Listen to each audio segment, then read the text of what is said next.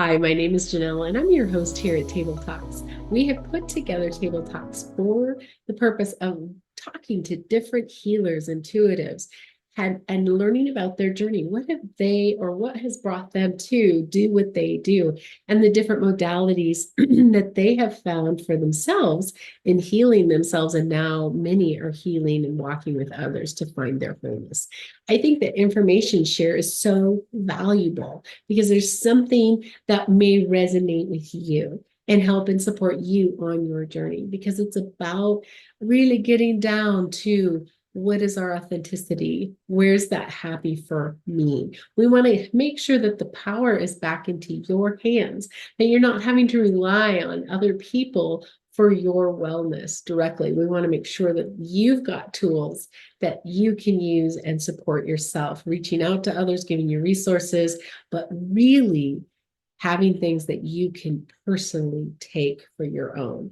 That is why we really want to provide resources, not only in videos, but also on my website, where you can plug into different programs, shorter, longer, what supports you, where we're teaching you tools to help clear and remove blocks. How do you find your joy, your contentment, and really connect to that peace when you're really you and you know it? There's power in that. And I want you to have that power. So go to janellray.com, which is my website, and let's connect you to the resources that you're looking for.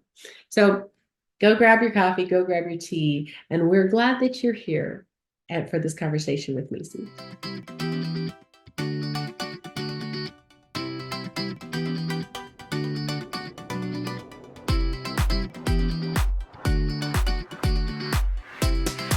Hi, and welcome to Table Talks. My name is Janell, and I am your host. We are sitting down with Maci Antonuccio, who is all things woo. WooWoo Bend Wellness, correct? WooWoo Wellness in Bend. I almost had I had all the pieces, just not You did really in the good. right You did order. really good. We are so glad to have you here with us. And so Thank you. yeah. So those that are joining us, go get your coffee, go get your tea, because this is going to be a very good conversation. You're going to be excited, charmed, motivated, and finding solutions that support you. And that's why we're here. So, Maci, tell us about what you do. Mainly I am just an energy healer in general. I started with Reiki. I studied Reiki with my Reiki master, and she's amazing. She taught me everything from Reiki with horses to people. My main focus is Reiki right now, but I am moving in to the psilocybin world, which is really exciting. And for those that have no idea what that means, what is that? So psilocybin is what is in what we know as magic mushrooms. Okay. Yeah, and it helps a lot of people heal from trauma, PTSD, makes you just feel good in general. Anxiety, it really helps with that. It helped me a lot, so that's kind of why I'm here. That is what we want to talk about. Let's start with that. Why you're here. Your journey has been that personal journey are the building blocks, and really the why and the enthusiasm that you have comes from this journey and your personal experience. So whatever you're comfortable with sharing about your story, how did this start for you, or how did you get guided to this place where you're at? I experimented a lot when I was younger with magic mushrooms. And it's funny because looking back, it was just so different, like it was for fun, and when you get older, you look at a lot of things differently. I dabbled with it a little bit for anxiety about 5 years ago, I want to say. And then I don't know why I stopped taking it. I think I was just good after a while, it just because it kind of resets your brain. And then about a year ago, I lost my youngest son.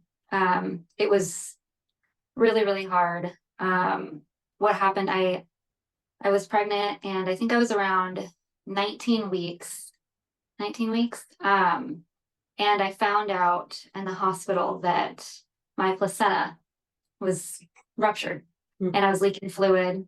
And so I spent about a month and a half in the hospital. They sent me to a hospital 3 hours away because their NICU team was more advanced, and they could handle babies who were born very prematurely, babies called micro preemies. Okay. And yeah, and so I went through that. It was a really weird experience being in a hospital by myself. I mean, I was alone and no family around really for a really long time, and being pregnant. And it was just weird. So that kind of messed with me. And I just wasn't sure if, like, you know, my baby Beckett, that's his name, was going to make it and what we were doing. So then I had an emergency C-section, and they delivered Beckett, and it was a lot. I remember seeing him, and he was like this big. Tiny. Yeah, it was crazy. But I mean, when you're a mom, you just, all you see is love. Yeah. You know, like it really is. It's like a filter. Love is a filter. It's a really good filter. And so we were in the NICU for 40 days before Beckett passed. And that was a really hard journey, something that like really shapes you. It's really interesting because I look back and I was a completely different person. And you know, right after I lost him, I started therapy, and my therapist, you know, has a quote from me that she read not that long ago, where I told her I don't think I'd ever feel happiness again.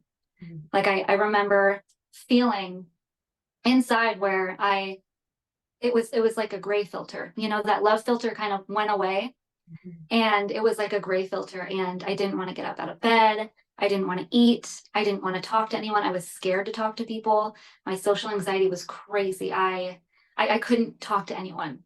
And so I just kind of hid out for a while. But, you know, I started doing energy medicine, which was Reiki. And then I started microdosing after remembering that was a thing, because I don't know what it is. It just, you know, kind of leaves our brain sometimes.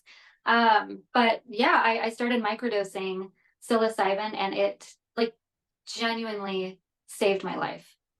It saved my life 100%. And so I, you know, was doing my energy medicine, my psilocybin, and I was feeling like a person again, and it was just healing me. And so I didn't have money at the time to go to school or anything. I was actually going to school for aesthetics, like 6 months. Sorry, my cat is just, as you know, my animals are very disruptive. They're going to try and disrupt this whole time. They can come right on in. We love their presence. Oh my God. Mine And, will walk through too. So right. well, yeah. That's right. Yeah. Mhm. But I was going to beauty school at the time just because I really needed something to get me out of this rut. And I was trying to be a person again. You know, I didn't feel like a person after losing my child. It was just, I didn't know who I was, nothing. You know, I was trying. And so actually, I was in beauty school before I tried psilocybin, if we're going back that far. So, and I remember being in beauty school for like the fourth time, by the way, like this is, but we made vision boards, and my vision board looked very different than everyone else's. I'd always wanted to do something with magic mushrooms when I heard of people going to other countries and doing it, like a couple years back. And it's funny because I envisioned myself doing that. But yeah, I had like mushrooms and like natural medicine and, you know, land and all these fun things like on my vision board, and not salon anything. Like it just, I don't know what it was. And it was kind of in that moment, I was like, this, I don't know if this is for me, when we're all sharing our vision boards. So I kind of put out in the universe, you know, I was like, if I'm not meant to do this, if I'm meant to do this psilocybin facilitation and help other people, like show me. And so I didn't have any money because there's no federal funding anything for this. And that's why I went to beauty school, because of FAFSA. It's covered. Okay. And so I put it out there, and I applied to a couple scholarships, and I got 2 scholarships. And so a week after starting beauty school, I quit. Yeah. Yeah. So 2 scholarships. So you went and finished and did your certification to lead. How does that look? I don't want to put words into it. I wanted to say ceremony, but I don't know if that's the right word. So yeah, I would call it a ceremony. I haven't graduated yet. I'm still in the process of everything. Next month, I do my retreat, and hopefully we'll soon finish after that. But yeah, it's like a ceremony, and I think everyone does it differently. It's interesting. I'm interested to see, and I'm sure everyone else in this field is interested to see where it goes. Yeah. because it's hard to talk about it in a certain way because I think it's such a sacred thing. Mm. And what it does for us and where it comes from and its origins of indigenous origins. And I think that should be the main focus from where it's coming from and how they use it, and the respect of the Mhm. plant and the medicinal qualities. And so we are kind of like in the beginning phases, I feel like, with where it's going. So right now it's pretty, I mean, it's an amazing thing, and I'm happy that we are legalizing it in this way.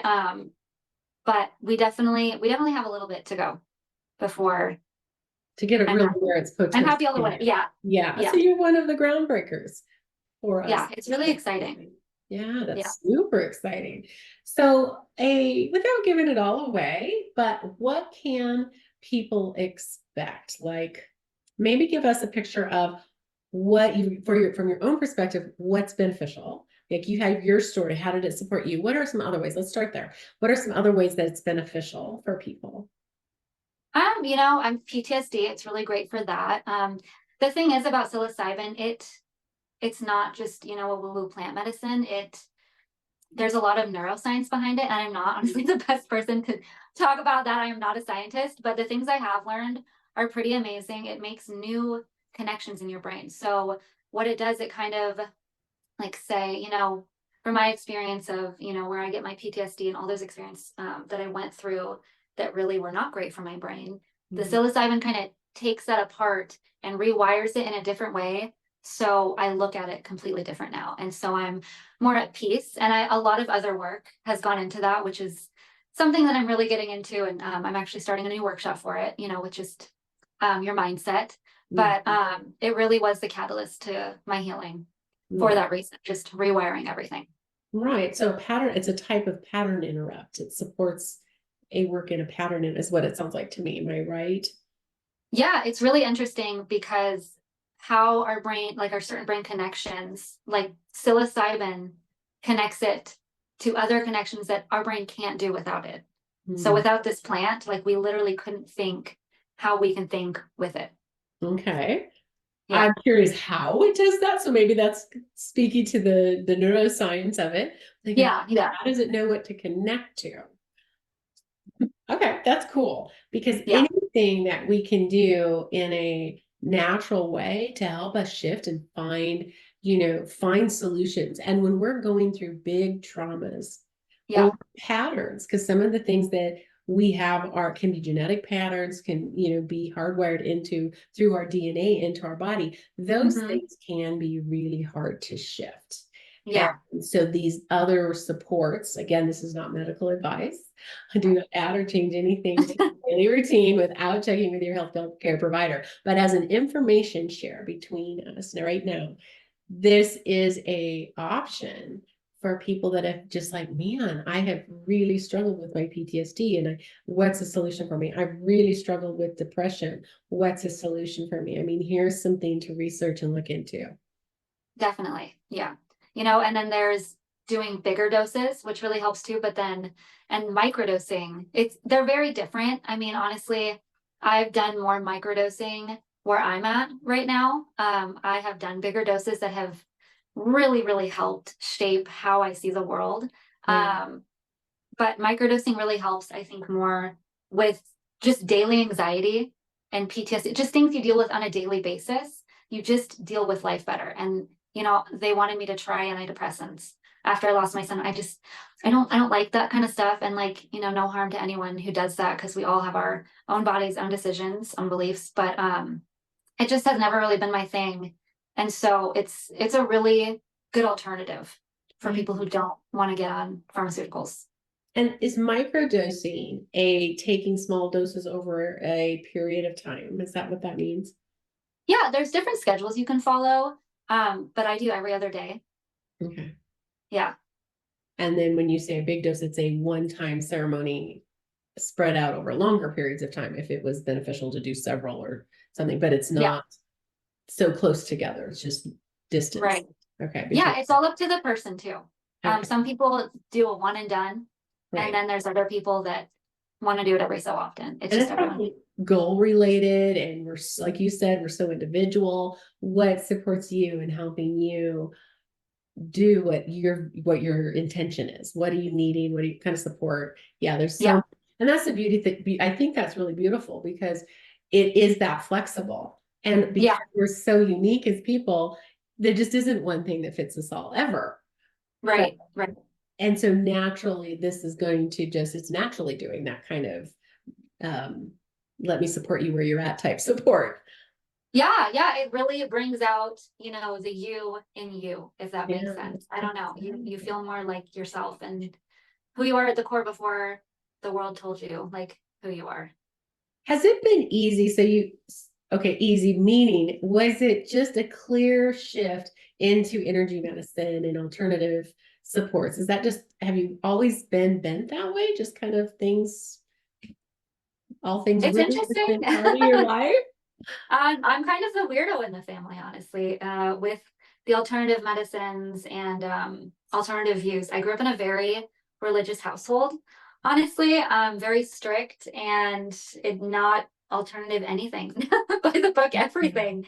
And, I kind of questioned that a lot when I was younger, going to church, and it didn't make sense to me, and it's interesting now looking at it where with religion, we're supposed to be empowered by ourselves. Mm. We are supposed to empower ourselves and not look to anyone else for empowerment and telling us what to do. you know, um, but no, it started pretty young. I had some interesting things happen when I was younger.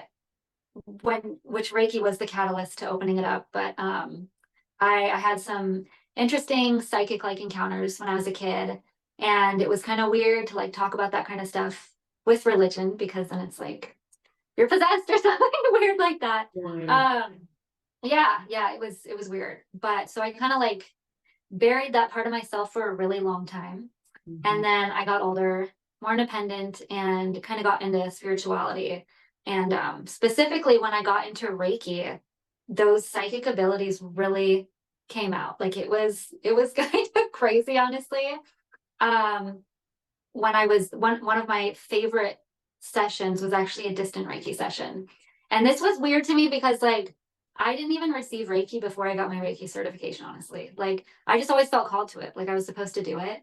Hmm. But like I just never had the money to get a session done. I was like, well, I'm gonna do something, I'm gonna jump into something. And Reiki was it. And I was like, oh my God, this is it. But that distant Reiki section, I started to get these like pictures in my head, and it was really weird because I mean, honestly, some of them were disturbing and I didn't really understand it. And I've had that happen. And when I finally got the courage to kind of bring it up in the session, like after talking, it turns out it was like her childhood, like childhood trauma coming through, and I could see everything, and it was wild.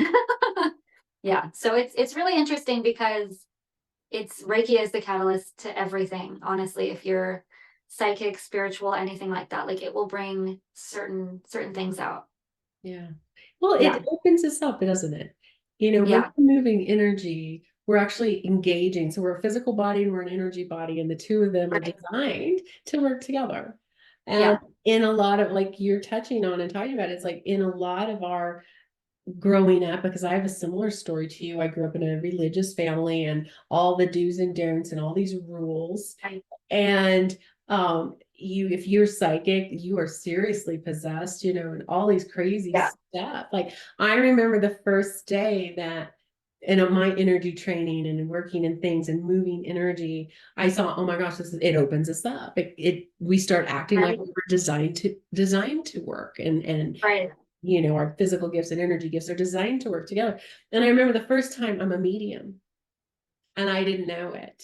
And all of a sudden I'm having these downloads, and my fellow healer is with me, and she goes, oh my gosh, you're a medium. And I just said, I just remember the old beliefs, the panic that went Yeah. through my person when Yeah. I realized it was true. I thought, oh my gosh, I must be possessed. And Yeah. It's religious trauma is real. It yes, it's really is. real. It's real. but it's such a beautiful part of us, these intuitive gifts, and there's so many of them. So as Yeah. you've been working through your awakening and you're developing all these beautiful energy gifts, what are you seeing show up for you? The psychic piece, any others?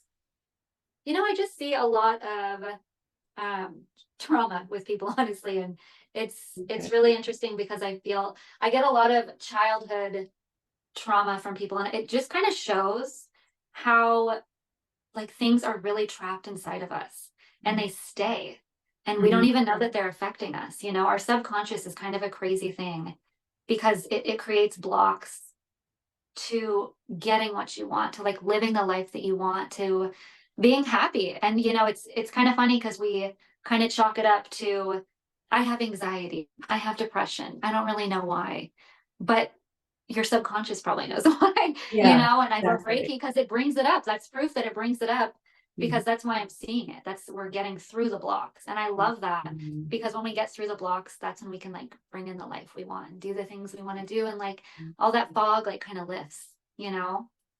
Totally no. Yeah, Yeah. totally no. And it's like at one point in time, I understand why the body does it. I understand why the body says, don't look at that, because Yeah, it is a survival technique. And at it certain is. times in our life, or if it's genetic, if it's an epigenetic factor that is just manifesting in your now, if it's an energy thing that's manifesting in your life right now, it had a time and a reason why it was shoved down. But Yeah, really, I see a shift now. The more people I'm yeah, talking to, it's like that kind of stuff is ready. It's wanting to yeah, come out. People, this connecting to this side of us it's like it's time. Are yeah. are you seeing, in the last 5 years, are you seeing a shift in the people that you meet, the people in the different classes and such that you're taking? Are you seeing a shift this direction, this awareness and awareness of the energy side of us? I am. A lot of my clients are purging, and I think especially with eclipse season, Yeah. like coming out of that, there Yeah. is so much of OMG, that. right? Yeah, but it's so magical because I mean that's what's pushing me into my next project with your self concept. Like it's honestly so powerful, and everything starts with subconscious. Like you have to reprogram your subconscious, literally rewiring everything in there and pulling everything out and realizing everything you're doubting about yourself and where it comes from. And then you can start fresh. But I mean, a lot of people are kind of awakening to that, I feel like, and we're open to woo woo, and like, The fear's kind yeah, of subsiding around it, isn't it? yeah, because people want to be happy, and Mhm. we deserve to be happy. And it's funny, I was talking to my best friend about it today. Our lives are so short. Even if we live to 80 years old, that's not a lot of time. Like, why be unhappy? And the thing is, we have the power to be happy. No matter what happens outside of us, we can still be happy. We have control over it. I'm living proof. Like, a year ago, I said I would never ever be happy again, and truly felt that. And I'm Mhm. the happiest I've ever been, like with myself inside everything. And like the happier I am and put that out there, the more good comes to me. It's kind of crazy. And so when we reprogram everything and realize that we have the power within, then we can actually be happy, not fake happy, not I'm going to buy this and I'm happy for 10 minutes, Right. not I'm going to take a class or finish school, then I'll be happy. Like none of that matters. It really doesn't matter. And it's awesome because it's funny when we do see what matters and really focus on our self concept, reprogram our subconscious, and like really are happy inside, like we get all those things. All Mhm. those things manifest for us. Like when we don't see that that is where our happiness is from, then we get it. So it's pretty funny. Isn't that awesome? That is, Yeah. yeah, it isn't external. Our happiness is not external. No, it really isn't. Yeah.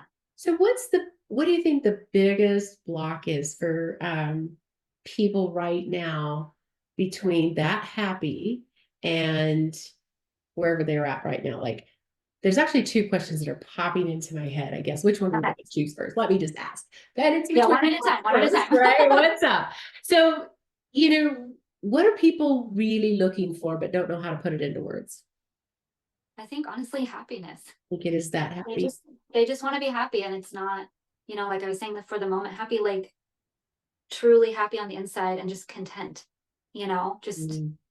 like they're okay with themselves. They're content with who they are. They're not looking for anything to be happy, and that's what that should be. And what do you think the root to not being content, not having that real happy? What do you think the root to that is?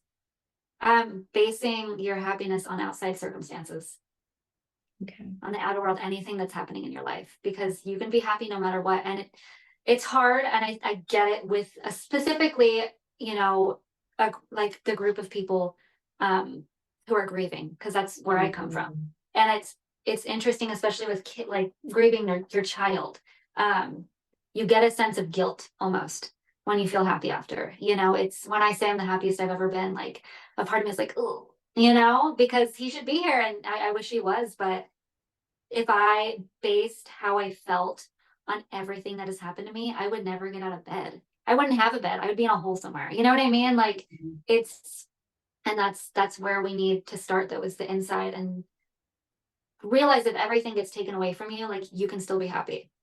Mhm. Yeah. And that's the test of is it really happiness? Yeah. Because I Yeah. think sometimes we don't know what happiness is. We have oh, happiness is that out there. Happiness is that, but we really don't Right. know, well, what is happiness? And Yeah. you just said it. Well, if everything's taken away and I'm still happy, I just feel into myself when I said that. I just went, oh, it's happy. Like Right. inside, I felt that. Yeah. So It's like a sparkle when you get there too. Like you can literally, it's, when you meditate, you know what I mean? And that's something to really help that.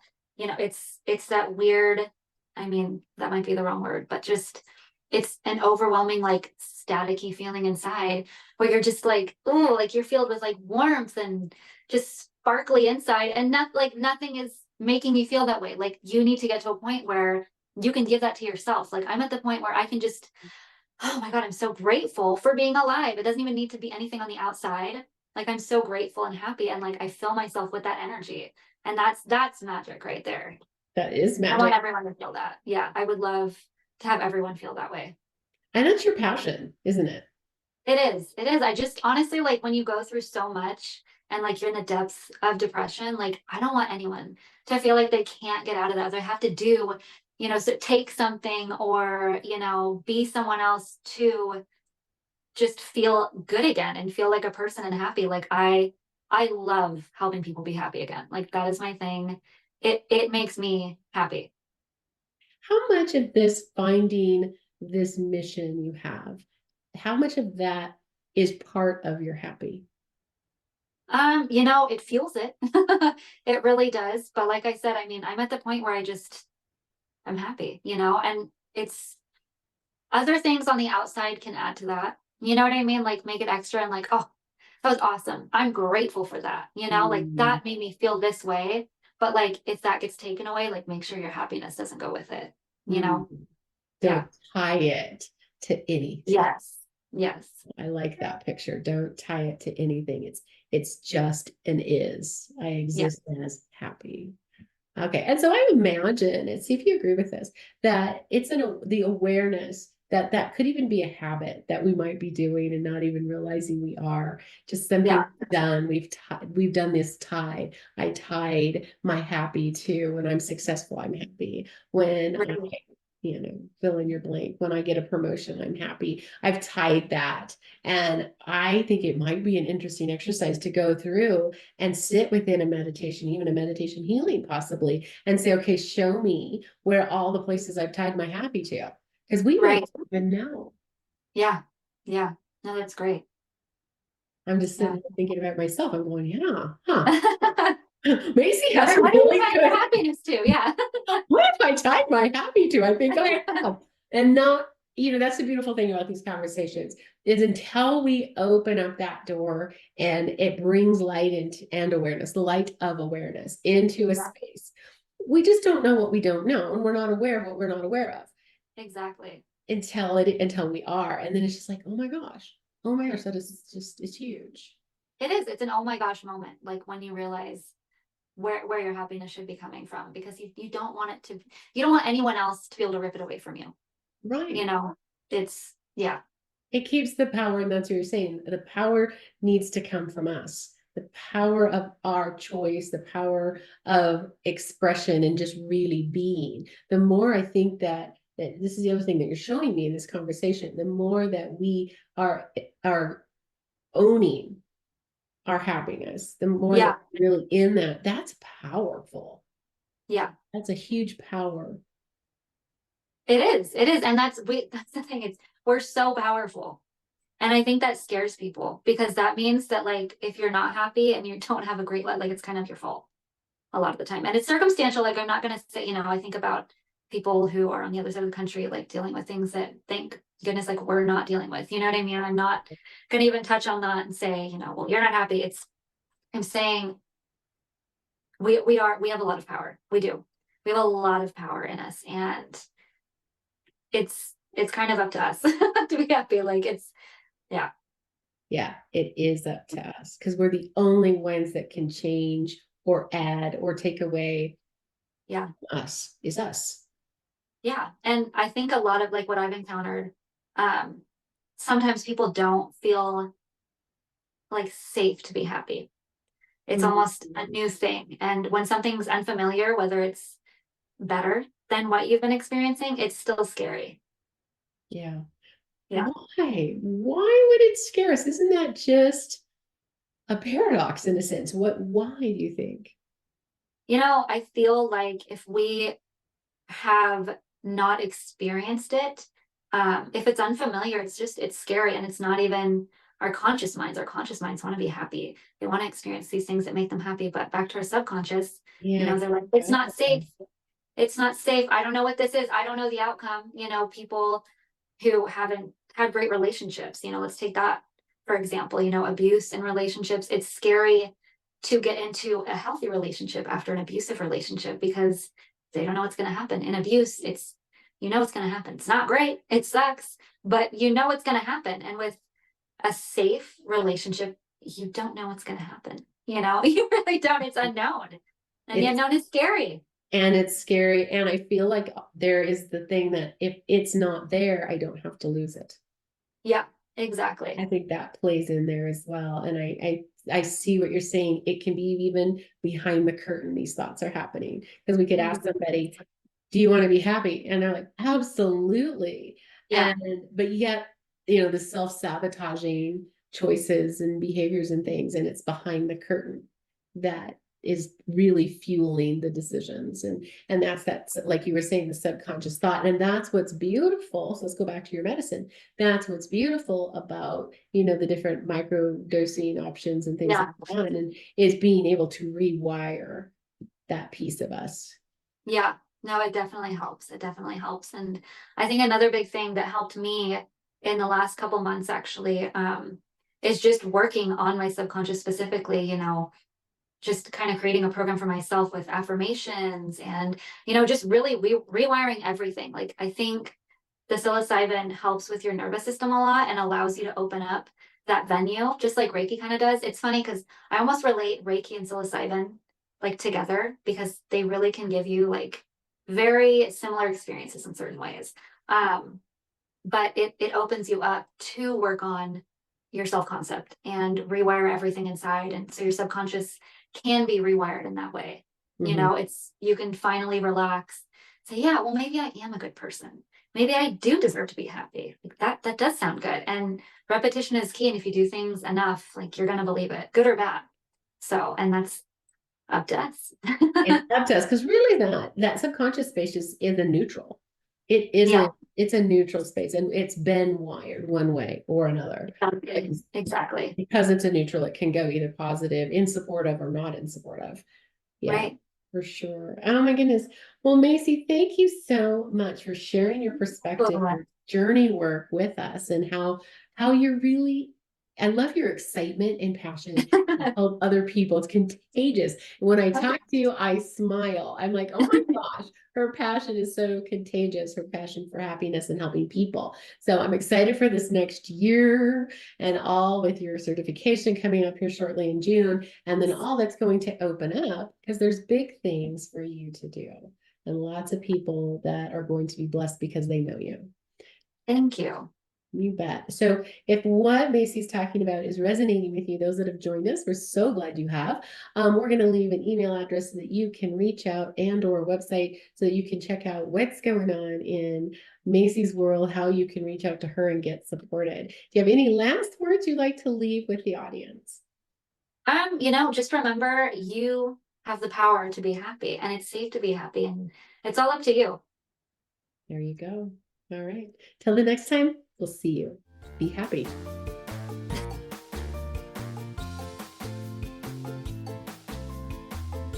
Hey everyone, so since filming this episode, I have gotten my psilocybin facilitation license. I have also created a community that I'm very passionate about and want to share with you. This community is called Lost Moms on Mushrooms. Lost Moms on Mushrooms is a community where you can experience psychedelic healing as a lost mom in a safe place by someone who gets it. There will also be retreats where lost moms can come together, heal together, talk about our children, grieve, celebrate our journey, celebrate our children and their journeys that they've had. It is a safe space to feel what you need to feel and heal. You can find this community on Instagram at Lost Moms on Mushrooms.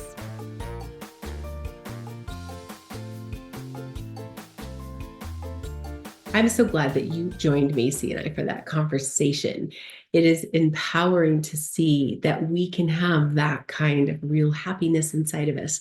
But key to know that when we have things trapped and stuck down, even like Maci said, and I have seen that too within myself and the clients that I work with, sometimes we don't even know what's stuck down there, but we just feel stuck in some way or just disconnected from our happy, from our contentment. And it's by helping get in there and releasing that frees us up to really be who we are. And so happiness and authenticity ride together. So how do you get that? Well, let's talk. Work with me for 6 weeks in my 6-week program so that I can show you how to find blocks, remove blocks, and connect to that inner happy so that you're not reliant on me. You're not reliant on anybody. You know how to do it yourself. I want that power to be in your hands. Get your happy by learning how to clear your own blocks and reconnect to you. Can't wait to talk with you. Thank you for being here. And if you like this video and you got value from this video, hit the like, subscribe, and don't forget to click the bell so you get notified that the next one is live. See you at our next Table Talk.